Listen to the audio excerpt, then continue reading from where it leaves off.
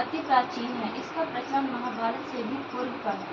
यह व्रत सौभाग्यवती महिलाओं के लिए उत्तम माना गया है। सामान्य मान्यता के अनुसार सुहागिनें इस व्रत को अपने सुहाग पति की दिन व आयु के लिए रखती हैं। कहा जाता है इसे पांडवों की पत्नी द्रौपदी ने भी किया था। समय यह व्रत कार्तिक कृष्ण पक्ष को चंद्रोदय चतुर्थी में किया जाता है। अब हम व्रत की विधि देखते हैं। कार्तिक मास के कृष्ण पक्ष की चतुर्थी थी।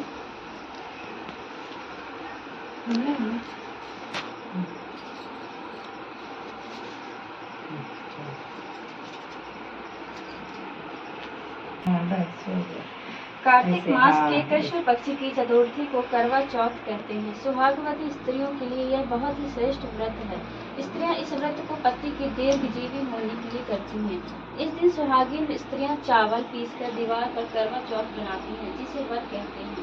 इस करवा चौथ में पति के अनेक रूप बनाए जाते हैं तथा सुहाग की वस्तुएं जैसे चूड़ी, बिंदी, बिछुआ, मेहंदी और महावर आदि के साथ दूध देने वाली गाय, करुआ बेचने वाली कुम्हारी, महावर लगाने वाली नाई, चूड़ी पहनाने वाली मनिहारी, 7 भाई और उनकी इकलौती बहन, सूर्य, चंद्रमा, गौरा और पार्वती आदि देवी देवताओं के भी चित्र बनाए जाते हैं। सुहागिन स्त्रियों को इस दिन निर्जल व्रत रखना चाहिए। रात्रि को जब चंद्रमा निकल आए तब उसे अर्घ्य देकर भोजन करना चाहिए। पीली मिट्टी की गौरा बनाकर उसकी पूजा करनी चाहिए।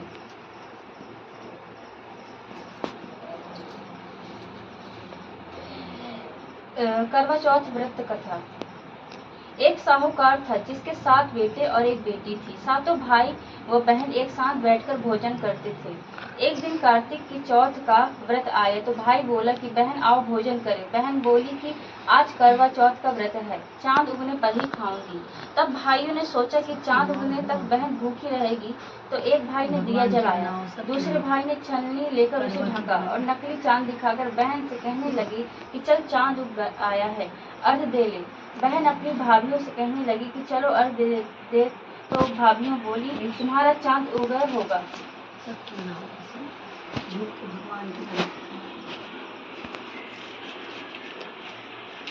हमारा चांद तो रात को उगेगा।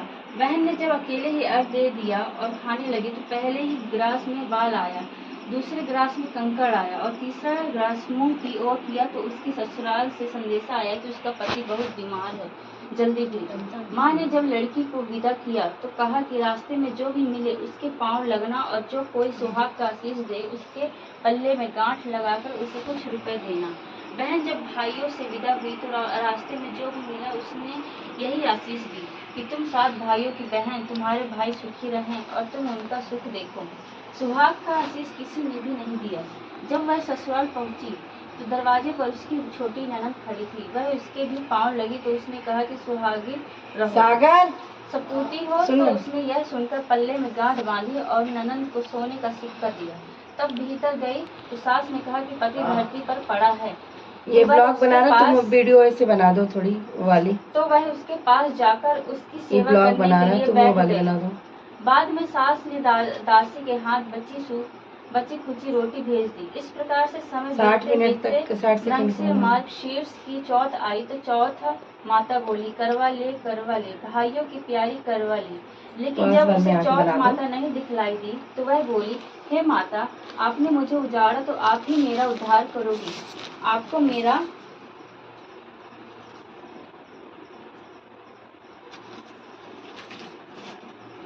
सुहाग देना पड़ेगा। पौष की चौथ आकर चली गई, माघ की चली गई, फागुन की चली गई, चैत्र, वैशाख, ज्येष्ठ, आषाढ़ और श्रावण, भादों की सभी चौथ आई और यही कहकर चली गई कि आगे वाली को कहना। असौज की चौथ आई तो उसने बताया कि तुम पर कार्तिक की चौथ नाराज है, उसी ने तुम्हारा सुहाग लिया है, वही वापस कर सकती है। वही आएगी तो पांव पकड़कर विनती करना, यह बताकर वह भी चली गई।